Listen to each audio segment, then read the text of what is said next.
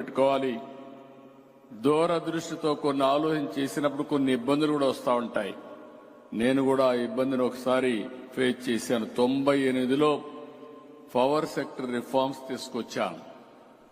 దేశంలో ఎవరో అప్పుడు సాహసం చేయలేదు. ఫస్ట్ టైం నేను పవర్ సెక్టర్ రిఫార్మ్ తీసుకున్నప్పుడు చూస్తే అసెంబ్లీలో చాలా రోజులు పంటలు ఎండిపోతున్నాయని రైతులు ఆందోళన చేసేవాళ్ళు. పరిశ్రమలు నడపలేకపోతున్నామని ఎక్కడికక్కడ పరిశ్రమలు మూసేసేవాళ్ళు. ఇంకొక పక్క ఇండ్లకు కూడా కరెంటు రాకుండా లో వోల్టేజ్ వస్తుందని బల్బులు గాలిపోతున్నాయని బాధపడేవాళ్ళు.